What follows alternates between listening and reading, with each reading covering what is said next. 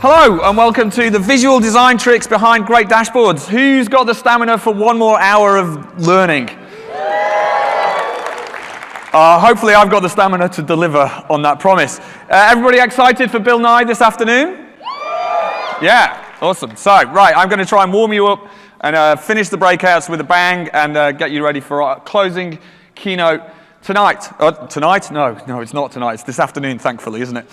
All right, so first of all, some housekeeping. If you've been in a session of mine before, you might know what's going to happen. Could everybody raise their hand? I want to see 1,200 hands in the air. Right, now keep them in the air and put your hand down if you're going to fill out the survey feedback. I see you. Right, you're going to have to stay like that all for the next hour. Right, excellent. Genuinely, it's really important that we do get feedback for these sessions. I strive to make these better every time I do them, and without you guys telling me what's good and what's bad, I can't do that. And it's also really important for our events team to be able to work out which sessions we should use next year and years after that. So again, we can continually improve the conference. Second bit of housekeeping is on this slide. On this URL, you're going to find resources to everything I'm going to talk about in the next hour, and probably some more things as well.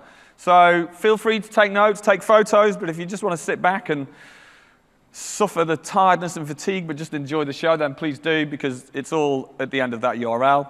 I'm @CotGrieve on Twitter, and you can use the hashtag visual design tricks for this session. I won't do an open Q&A at the end, so when I finish, I'd love to have big applause, hooray, hurrah. And then if you want to ask some questions, I will be at the front of the stage afterwards. All right, so I'm Andy Cotgrieve. I've got this crazy job title. I get paid to just evangelize about Tableau. And the reason I've managed to get this job, for which I'm extremely humble, in fact, I'm just amazed you've all come here for this session. This is really, I'm tired and emotional, so thank you for coming. But it's kind of a little bit about my history. I've been using Tableau for 9 years. And I started using Tableau when I was at the University of Oxford as an analyst looking at student data. And this is one of the first dashboards I built in Tableau 3.5 in 2008, showing what happens to our postgraduates, or what happened to our postgraduate students. And then I started building dashboards on Tableau Public in 2010. Tableau Public's a great platform. Everybody should go and check out Tableau Public and download some incredible workbooks to learn more tricks. And this is a dashboard showing what happens to bikes day by day in the London cycle hire scheme. This was published on the Guardian data blog. That was a pretty cool win. And then in 2014, I had a great project looking at social media data based around the Soccer World Cup. And this is the favorite chart I built out of there. We looked at the tweets during the quarterfinals and measured how many letters people use to say the word goal during the goals. And you can see that y-axis goes up to 140. People were doing goal, when, particularly during Brazil versus Chile on the left-hand side. So, hardcore, world-changing data analysis is my forte. And then, more recently, I've been doing some dashboards like this. This shows, this is a more sober data set. It shows deaths on the roads in the US, 1975 to 2011. It's 4 different time charts. But this dashboard came from an internal design competition we do at Tableau called VizWiz. And it's an internal version of IronViz. Who went to IronViz last night? That was cool, right? Isn't that amazing? So we do the same thing internally. And it's a great way to encourage people in your organization just to sort of step back from that business data, get a new data set, and think about things a bit more creatively, bit of competition. It really helps everybody across an organization, think in a more data-driven way. And this was a dashboard I built in the first round of VizWiz, which got me through to the second round. And we'll talk about that a little bit throughout the session. But the reason I really show this slide is not just it's partly to show a development of my own design learning over the last 9 years. But it's also to actually highlight that dashboard from 2008. Now, I look back at that now and kind of think it's a bit clunky, right? It's not, it's certainly not something I build now. But what I remember was the emotion I felt when I built that dashboard. I'd never been able to see data like this before. And I didn't know much about visual design, and I thought it was the best thing ever. And one of the things I really want to ensure in this session is that my goal is to inspire you wherever you are on this journey using Tableau and building dashboards. Because I'm here after 9 years, but I was there where I was a beginner as well. So however long you've been using Tableau, you're on this path. We're all on this path together, and hopefully I can just help you learn a bit more and get better when you get back to the office next week. So this is what we're going to talk about. I'm going to try and define this ephemeral term, visual design, and then I'm going to apply a model, 3 levels of processing from a book which I'll talk about, and then we're going to switch into Tableau, and I'll show you a bunch of tips. So what is visual design? It's kind of a difficult question.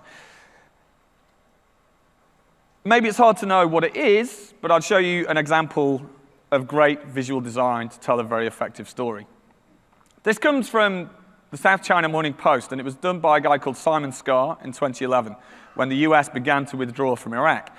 And it rightly won a bunch of awards because it's an incredible piece of work. Iraq's Bloody Toll. It's showing monthly deaths, or deaths in Iraq, month by month, from 2003, the start of the Second Gulf War, to 2011. Each bar shows the number of deaths per month. Now, shout it out, what visual metaphor are we seeing here? Blood, there you go. Simon Scar had 4 things in it, or made 3 decisions and had 1 advantage to be able to make this incredibly strong message. First of all, he gave the dashboard, or well, we can call it an infographic or a dashboard, he gave it a really good title. I mean, if you take one thing away from this session, give your dashboards really powerful titles. Tell people what emotion they should feel. Tell people in that title the story they're going to understand in the dashboard. And he said, Iraq's Bloody Toll. A very strong emotive answer. Then he pointed the bars downwards and painted them red. Clearly, downward bar charts are unusual, but there's nothing wrong with them.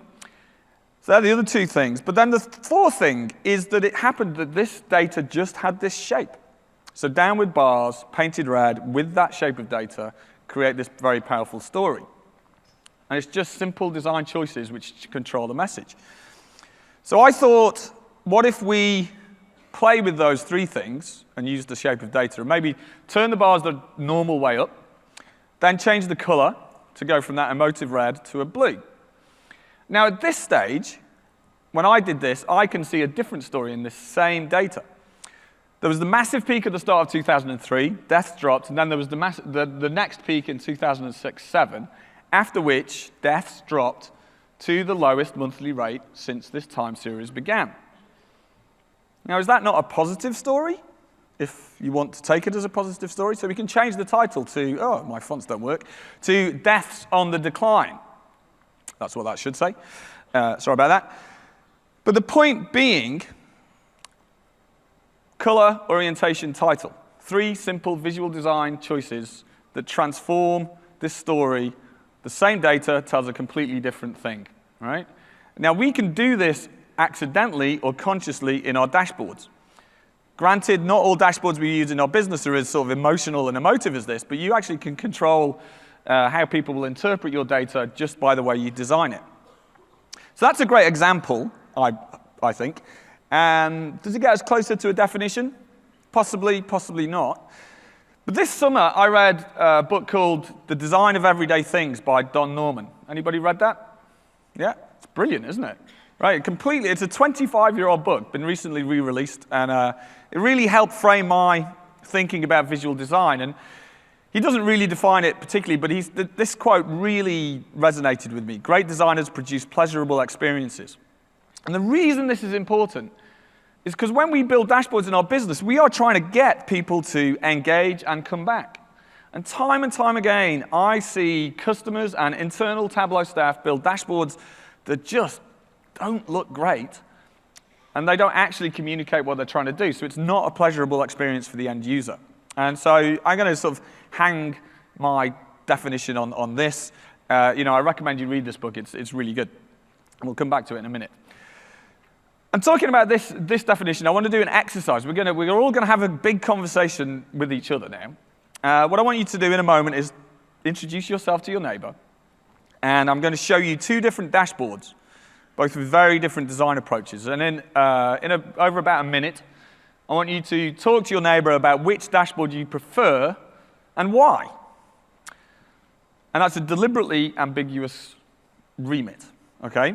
So which dashboard of these two do you prefer and why? Here's the first one, showing progress of students through a grade 10 algebra course.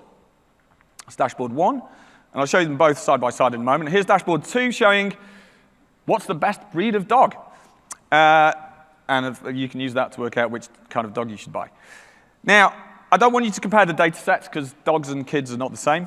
But they're clearly two very different dashboard designs. OK, so say hello to your neighbor in 1 minute, talk about which you prefer and why, and then I will attempt to calm you down in a minute. Go.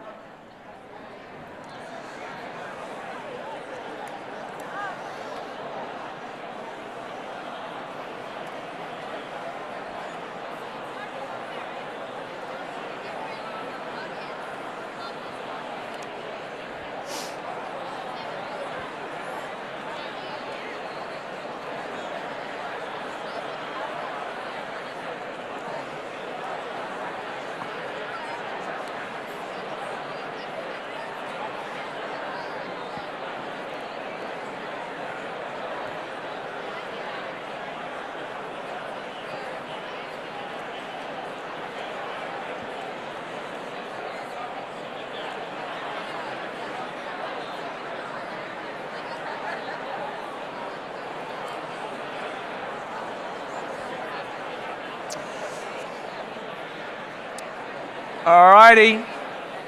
That was a minute. OK. Wow. Thank you. That was great. I've done that in a group of 100 and 300 before, but never had 1,200 people doing that. That was amazing. Maybe I should just do an hour's worth of you guys talking. That would be great. Right, so it's no secret there's functional and beauty difference here. Who can... Actually, I shouldn't have shown you that. Right, I want to know which you prefer... Right. OK, there is genuinely no right answer. Pretend you didn't see that. Who preferred the one on the left?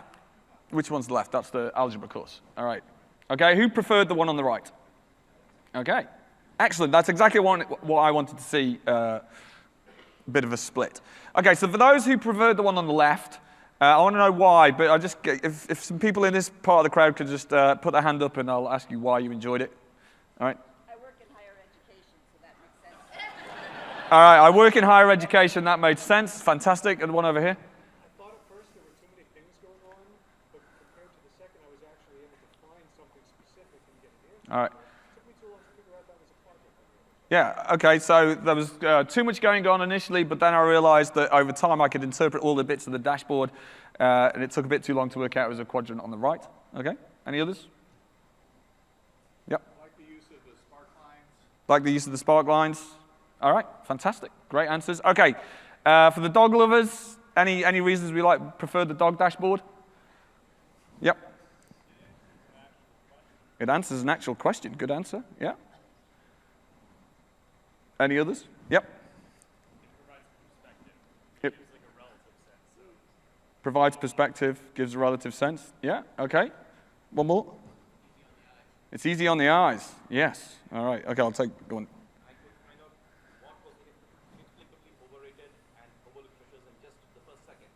So you can interpret things extremely quickly. Interesting. And right, these are really interesting answers, because is fast interpretation the requirement for a dashboard? It may or may not be. Is beauty a requirement for a dashboard? Is specific questions an answer for a dashboard? I don't know, right? These are both great dashboards. In our organizations, we generally, in a business environment, we are generally focusing on functionality. But we have to incorporate quite a lot of beauty to create this sort of more engaging experience. And again, I'll focus on that in a moment.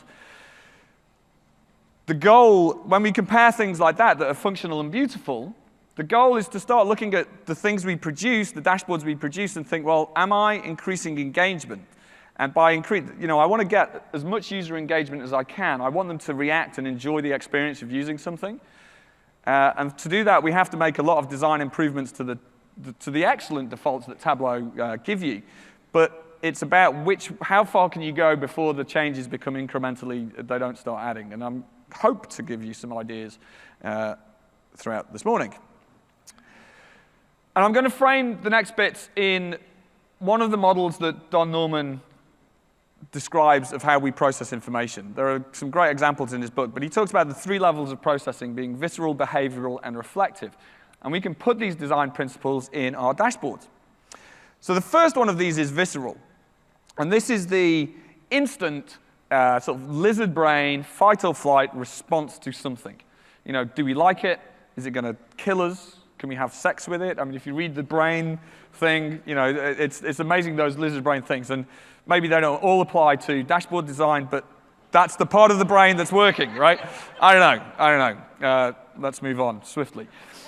I'm going to show you two versions of the same dashboard, but you're going to see each one for 3 seconds only.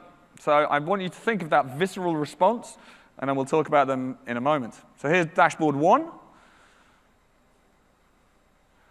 and here's dashboard 2. Okay, so hopefully you've all had a visceral response to that this morning. Who prefers the one on the left? A few people. Who prefers the one on the right? Right. No right answer. You know, that's not a thing.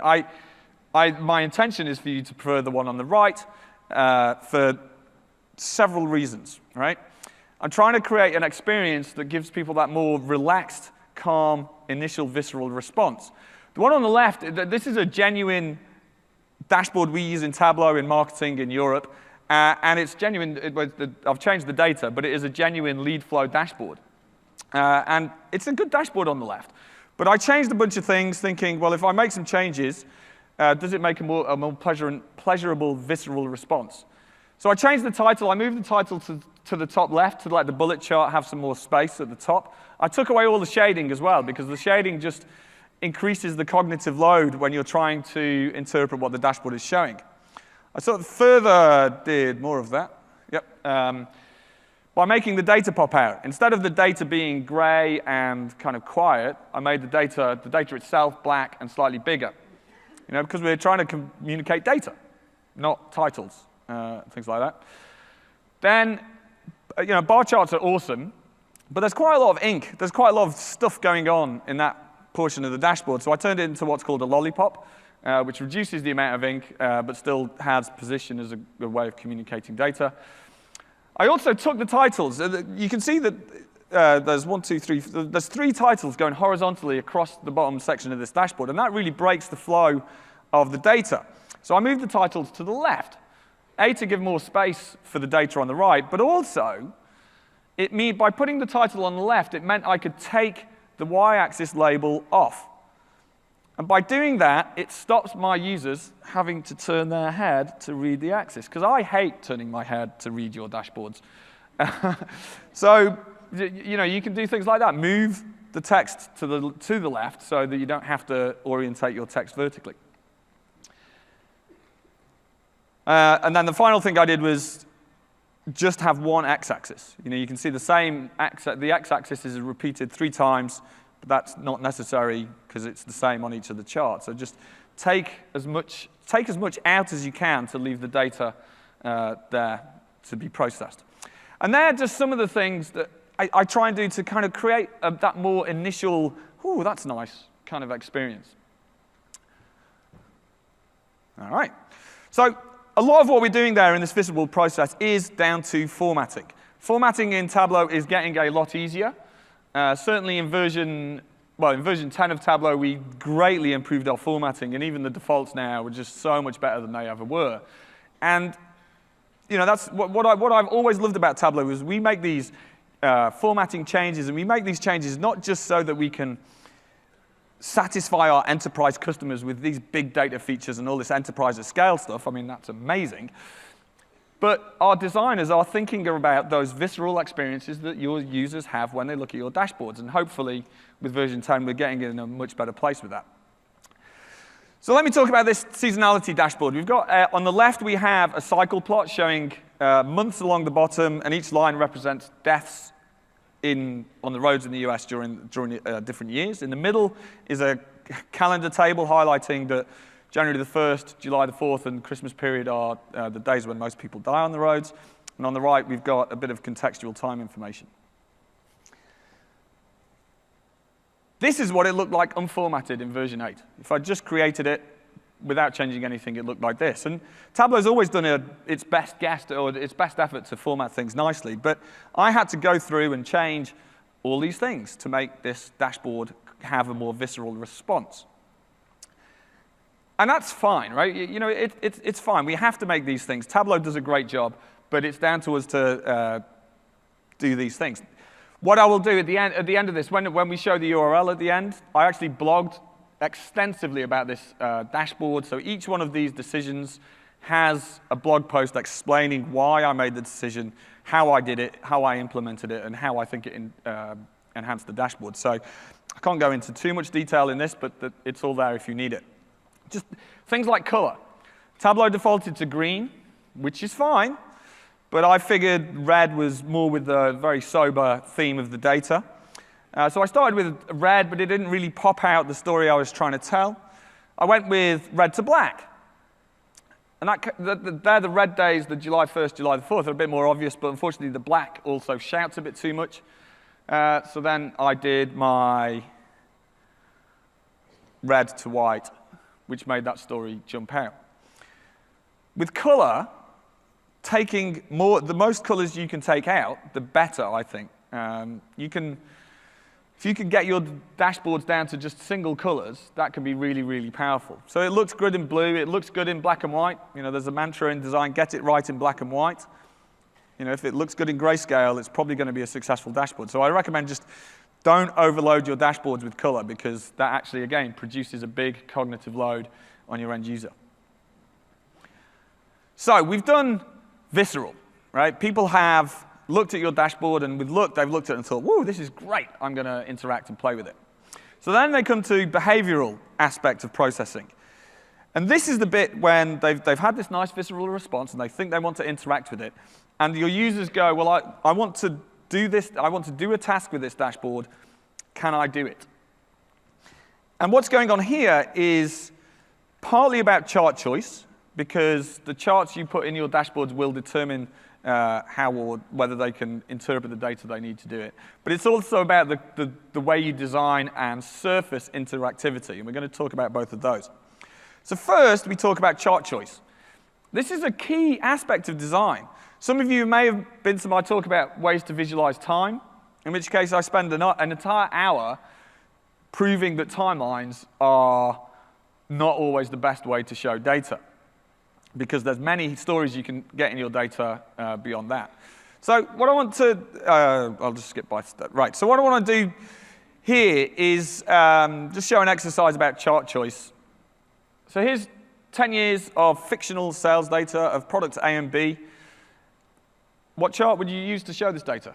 Shout it out. Line chart, right. Why? Who said line chart? Somebody over there said line chart. Why? Shows the relationship. Compared them on the same axis. Right, okay, so that's a great answer. Let's have a look. If we could go to Tableau, please, or to my laptop. Over there, all right. So here's the data in Tableau, and it's a table. What I want to tease out here is the many ways you can show a same data set, and as we go, each way we're going to show it will reveal a different answer. So we'll start here, 3,460. That is total sales for both products over 10 years. Maybe that is actually the best way of showing data. Depends on the question.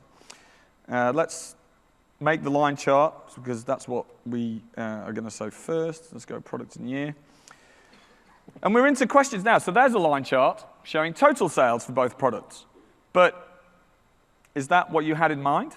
You know, maybe we're looking at total sales, but I think you probably wanted to see product on the color shelf. But now we're comparing two products, but we've compromised our information because we can't see total information. We can't see the total of products A and B for each for each year. Again, if we change the aggregations, something else pops out. Now we can see some differences between A and B. If we do running totals, we can see that product A always outsold B. That might be the question that your dashboard is being designed for. Let me just undo the running total. Put product back on there. But we might be thinking, well, if the total is important, maybe an area chart is good. And this is an idea I've not quite fully developed in my head yet. But if your primary question is, what's the total amount of sales, then an area chart is pretty good because the top of the line shows the total. And if the second most important thing is the difference between A and B, then this is a pretty good compromise. B, you can see whether B is going up or down each year, but you can't actually tell what's happening with A year by year. But if your primary piece of information is the total, then that works pretty well. We can change the mark types and try stack bars or or 2 panes or even a side-by-side bar. Now, when I was designing this exercise, I figured I'd get this far, and then I tried to do a line chart. Let me just take that off the color shelf. And those who read up about best practice of data visualization, you know that you should never connect discrete data with a line because that's not best practice. But that's what I've done here. And this side-by-side line chart actually shows really clearly which years A or B outsold A. And I think it does it in a way better than all the other charts I just drew. If that's your question, then this is a pretty effective chart. And so when I sort of ask that question about which chart should we choose and why, in fact, can we go back to the slides? There we go. When I ask that question, which chart would you show and why, I want you to say a line chart because that's what we assume is the right way to show data. But of course, when you're designing dashboards, you've got to consider the question you're trying to convey. If you have not stepped back before you design your dashboard and say, well, what question am I answering or what question are my users wanting to know, then you won't know which chart you're going to choose in that design process. And you can get a bit more flary by showing these bubbles. They're not best practice, but in some ways they might just create the right way of doing things. So the really important part of visual design for your dashboard is choosing the chart that fits the story. But also, as we saw with the Iraq's Bloody Toll, Simon Scar chose a chart that the data fit. If the data had been skewed this way or that way or jiggery like that, he wouldn't have been able to convey that visual metaphor of blood. So choosing the chart is about questions, about the shape of the data itself. Another part of behavioral processing is how we communicate to users what they can do with the dashboard. And I'm going to show you an example of this with a really great dashboard by Eric Brown. He was in the session when I did this on Tuesday, so I assume he's not come back. You here, Eric? No. Why would you come back and see it twice? I don't know. This is a great dashboard. It shows animal lifespan and gestation period. So we're relating. So the main scatter plot is do animals that live longer have longer pregnancies? And you can see kind of some relationships here. What I want you to do is just consider what you can do with this dashboard. What interactions can you make with this dashboard? Now, what's great about this crowd of people in front of me, and all of you, is there are many different levels of experience of Tableau. Who's in their first year of using Tableau? All right, welcome aboard. I hope you've had a great week.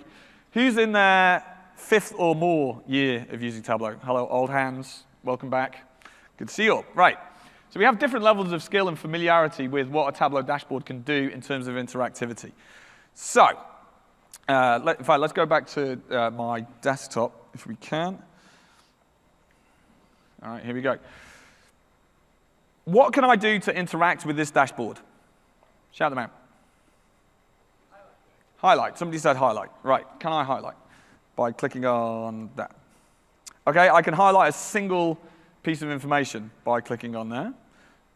Maybe I could highlight on here. So I can click on there and highlight what is it? It's a gorilla. All right, and I'll explain what these 5 are in a moment when somebody says another answer. Anything else? Oh, filter. Somebody said filter. Yes, there are, of course, some drop-down filters. So I could change this to horse. Currently, human in 2010 is selected. I'll change it to a horse. And now, at the top, we've got 5 different animals that are like horses. Okay. There's also filters over here, which some of you may not have noticed. That's a really interesting thing. You probably have noticed it by now because you've been looking at it for a while. What else can we do? Anyone? Yeah. The light bulb. Actually, I'm struggling to hear you. I'm just going to go through the list of things we can do. But thank you. All right, so there's a tooltip here, this light bulb. If I hover over the light bulb, I get an explanation of what the compatibility score is. So how did Eric choose 5 animals that are like a horse? If you're not familiar with Tableau, what would you do? You might just be looking going, why is there a light bulb there? We don't know. We can click on the color legend. And again, if you know Tableau, you probably know you can click on color legends. And so I've clicked on the Artiodactyla animals, and we can see some pretty cool stuff here. How many people reckon we can click here? Yeah, a few people have done that. Yeah, it looks like something we can click because we know Tableau, but turns out it does nothing. And again, I'm not criticizing Eric here. You know, this is a great piece of work. We've got a filter down here. We can actually include whales. And what Eric did is pretty cool, because currently we're not including the whales in this scatter plot, but whoa, here are the whales. Check out the bowhead animal. The bowhead whale lives to a maximum age of 211, which is, I know, isn't that amazing? But you can see why he chose not to include the whales, because they skew the scatter plot. Also, we've got the URLs down here, buried in the bottom right where nobody ever looks. It's the kind of the graveyard part of dashboard design. And tooltips as well. But then with tooltips, something dangerous, potentially dangerous when you're designing dashboards for other people, is this Uber bar on Tableau. So when you're in an analytical flow, this Uber bar is brilliant because you can keep only or exclude pieces of data as you see fit. But if I exclude that, then that animal just turns to a horse. And if I keep only the elephant, right? Now, when we're designing dashboards for end users, turning those things off can be really good because you can easily break your dashboard from the perspective of the end user. So the keep only exclude stuff I would turn off. Let me just show you for those who don't know how to do that. I'll show you. So in worksheet, tooltip, oops. Down here is this little thing saying include command buttons. If you're designing for publication, just turn that off, click OK, and now they don't get that keep only include. So it's a really useful thing to turn off if you need to. All right, so let's go back to the slides. So the point I'm trying to make here is, as we design dashboards, we're designing them for people who are new to Tableau, who maybe have been trained in Tableau, or people who are old hands. And the challenge with visual design is the balance between explicitly showing signifiers that signify you can do something. So in drop-down filters are signifiers that there is a filter. A lot of you realized you had a guess you could click on these things, but somebody who doesn't know Tableau at all probably wouldn't know that, right? And this is one of these balances you have to sort of work with. Again, URLs and tooltips, or the light bulb tooltip in particular is a great way of saving space, but doesn't necessarily help the novice user if they don't know what it is. And so I took Eric's dashboard. You can download it from Tableau Public, and I had a go at reconfiguring it a little bit. What I've done here is all the filters are now in the top left. There's a little bit of text in the top left of the scatter plot saying, click on those icons at the top. I've put click to highlight on the color legend so that somebody who doesn't know knows they could probably click on a legend. And again, instead of the tooltip information explaining compatibility score is now in the bottom right. So it's there on the screen. Now, I don't profess to have solved the problem, because I know that people don't look in the bottom right very often. So I might have created another problem, but that nobody looks down there, so people still might solve the problem. I also, every time I build a dashboard, I have an existential crisis about whether all the filters should be on the left or all of them should be on the right. So I also built a version where the color legend is on the left as well. Who thinks filters should be on the right? And who thinks they should be on the left? And who doesn't know? Right. I don't know, actually. I'll come on to, well, in fact, that's a good segue. Let's talk about layout, right? Part of the behavioral response is getting the layout right. And it turns out it's really difficult to know what the right layout for a dashboard is. Some of it depends on what you're trying to achieve. So 2 ways I could have laid out my fatalities dashboard was by, I could have done a story point and allowed the user to click 2 times to see each of the 3 stages of the story. But that takes work, and you can guarantee some people won't click through things, but it's a way of filling the screen. Or I could have done what's on the right there and done a long-form, mobile-ready dashboard.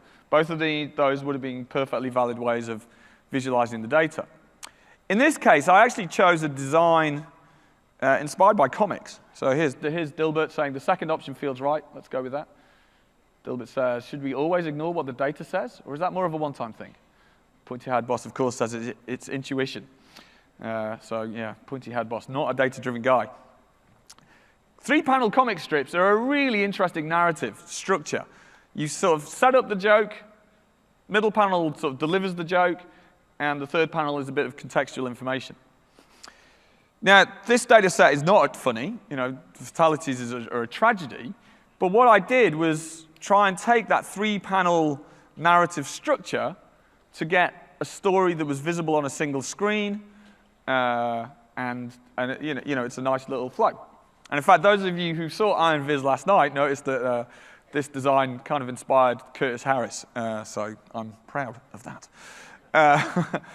But it's really interesting. We can look to different types of narratives from different medium, different art, places of art, and to find inspiration, which, like I did with this one.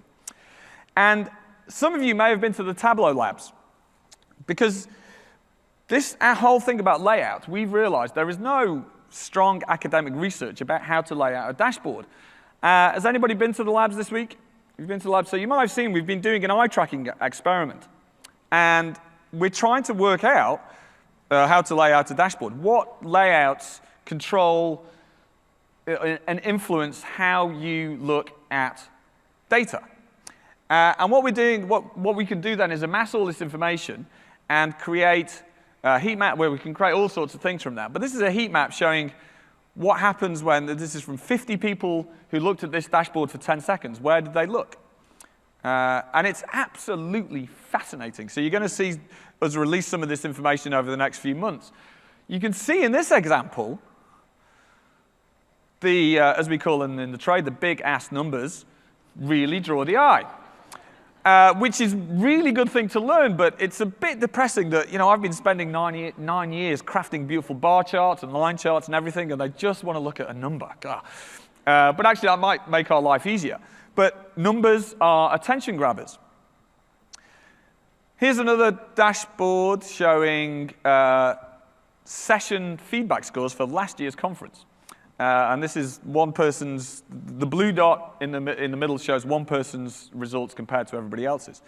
And what we're seeing here is the dots themselves are attention grabbers. So there's less of an influence of the layout, but people fixate on those blue dots first. And that's also absolutely fascinating. And the downside of this research is it's actually generating more answers than questions, but that's one of the great things about research. So hopefully this will turn into some better recommendations we can say about layout. Our perception and our best guess is that the top left is the place to put the most important information. You know, if you do a grid-ish, grid-style format for your dashboards and put the most important chart at the top or on the top left, then that's where people will fixate first. But we are seeing, with this, just this week, we've got a bunch of dashboards where that actually isn't the case, which we're trying to tease out. So hopefully we'll have a better answer for you next year at conference. But hopefully a bunch of you went to the other really cool experiments in the labs. It's been a great fun experiment to do this year. And I'm sure we'll be doing that again next year. OK, so you've got through the first two levels. You've created a dashboard which your users just fell in love with, right? They're like, oh, this is amazing. Then you successfully designed a dashboard on which they could do the tasks they were trying to do. And then comes the reflective phase. This is the slightly longer term bit where they sort of sit back and go, yeah, it looked good, and I could do what I was trying to do. I will go back and look at Andy's dashboard again next week when the data changes. That's a sign of success.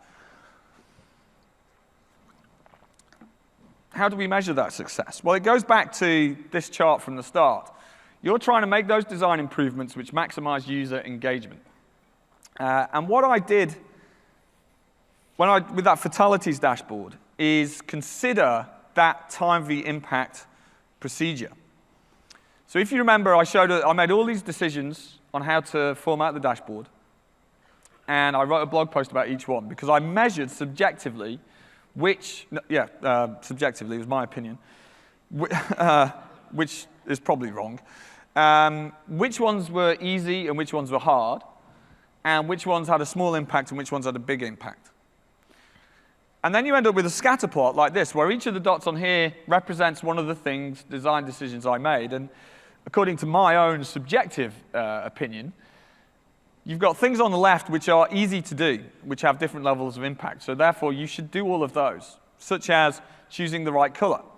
That's not a difficult thing to do, to calm down all the colors on your dashboard, but it can have a really big impact on your end user's experience. In the top right, you've got things that are hard but have a big impact. So they may be time-consuming, such as customizing the tooltips.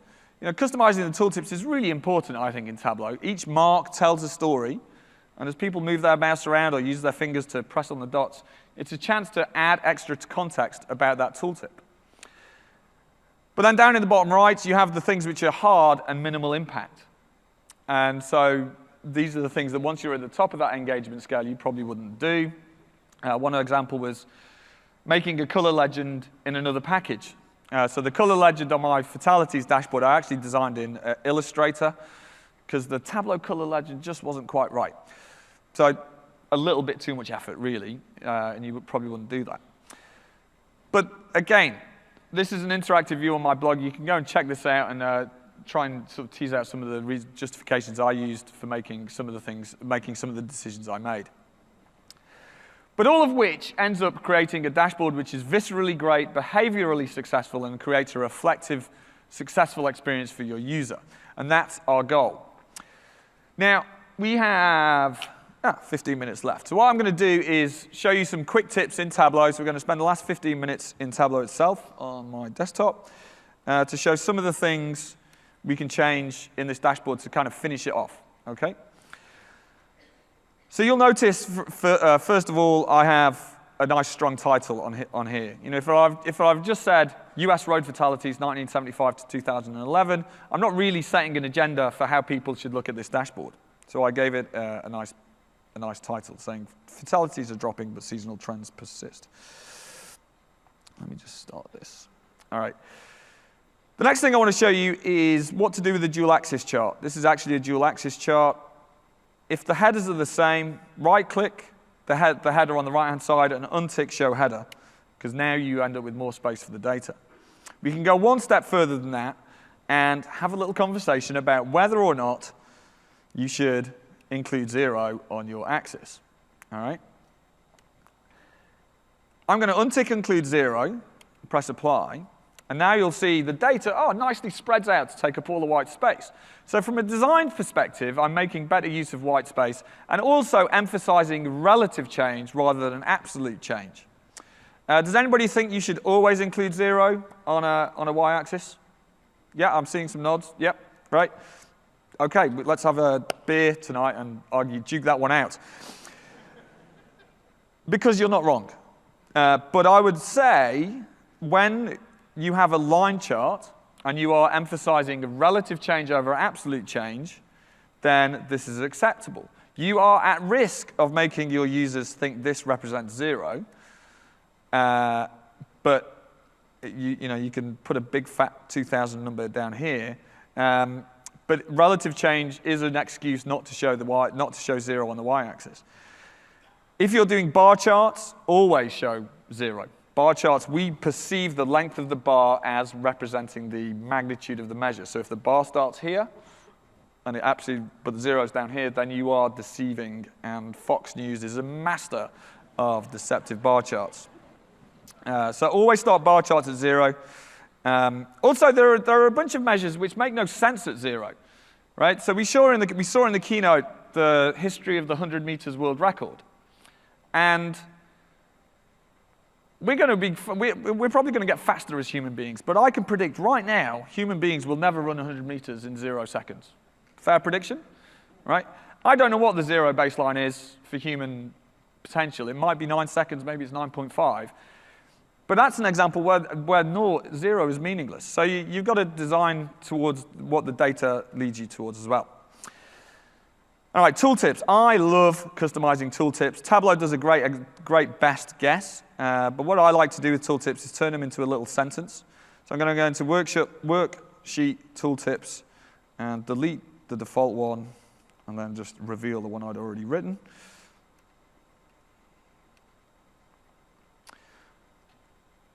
Each one of these marks is a real piece of information. If you're in healthcare, this might be patients. If you're in education, it might be students. Or it might be information about the products you have.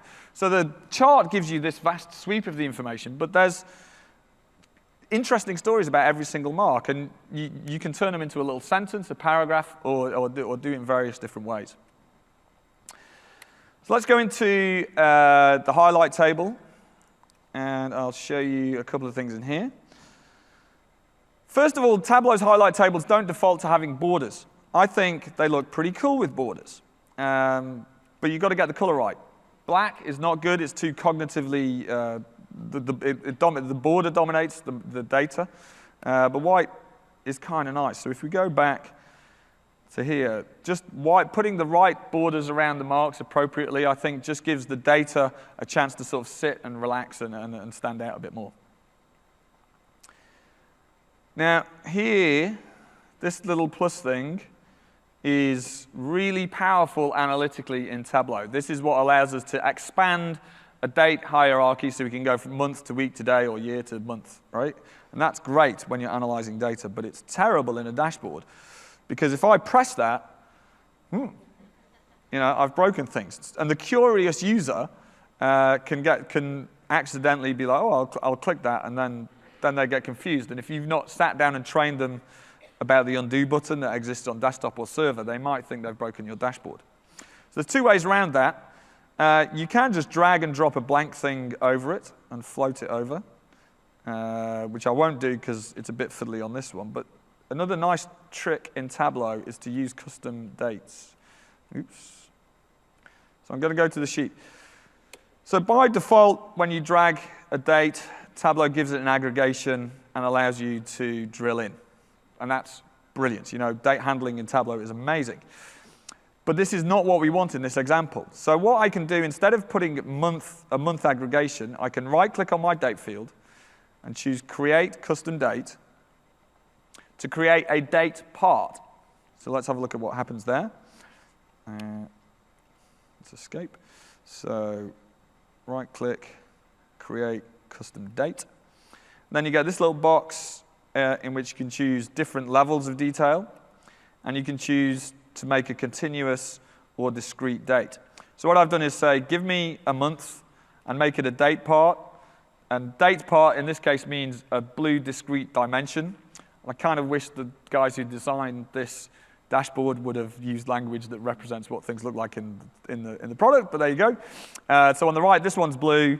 This one would be a green continuous version, but we'll stick with blue. So I'm going to click OK. Oh, yeah, let's just do, what day is it? It's Thursday. There you go. Let's give it a unique name. And here we go. I've now created a new dimension in my data source, which I can drag and replace the original aggregation with. And now, when you go back to the dashboard, the plus is gone. right? So these custom dates are great because what you're doing is saying this is always month. You can't drill up, you can't drill down, and it just fixes things in the eyes of the end user. All right, we'll do a couple of tips in here and then go back to wrapping up. So I want to talk a little bit about axis labeling because this is something, again, Tableau does its best to get right, but it can't always get it right. I'm going to right-click on Edit Axis and go to the tick marks. Oh, no, I'll stay in General. When you look at those tick marks, and when you've looked at this dashboard, you know you are looking at fatalities over years. So two things you should do in your dashboards is, first of all, change the default aggregation of a time axis. What Tableau does is use the dimension name, then the aggregation, and then tells you whether it's discrete or continuous, which is good from the analyst point of view, but somebody reading accident date bracket years const doesn't really mean anything, does it? So instead, we could say just put years. But we can go one step further because, well, we know it's years. Those 4 digits, we just know they're years. So just get rid of axis labels where the dimension is really obvious. Because when we do that, the header shrinks and we get a bit more space for the data. Then the other thing Tableau does is often choose a kind of a strange place to start. 1982, 1987. Well, I know what those years are, but one thing we can do in Tableau is fix the major tick marks to a particular duration and to a particular date, a specific date. So I'm going to say up this one to 10 years and anchor it on the 1st of January 1990. So here we're into the realm of small things. But I'm changing the tick marks here to say every 10 years anchored on the 1st of January 1990. And I'm going to say don't show me any of the minor tick marks. And when I click apply, I now get fewer things on my axis. And it just helps reduce the cognitive load, which produces a nicer visceral experience. And my last tip really is just align things in the same place. When you're labeling things, don't make people jump all over the place. Try and get annotations in a nice orientation, which can be a bit fiddly, unfortunately. But just keep lines vertical where there are annotations. And I think that was my last tip. All right, OK, if we go back to the slides, we'll begin to wrap up. We are there. So we looked at text and tooltips. People will read the words on your dashboard, so just make it an easy experience for them. We looked at mark borders.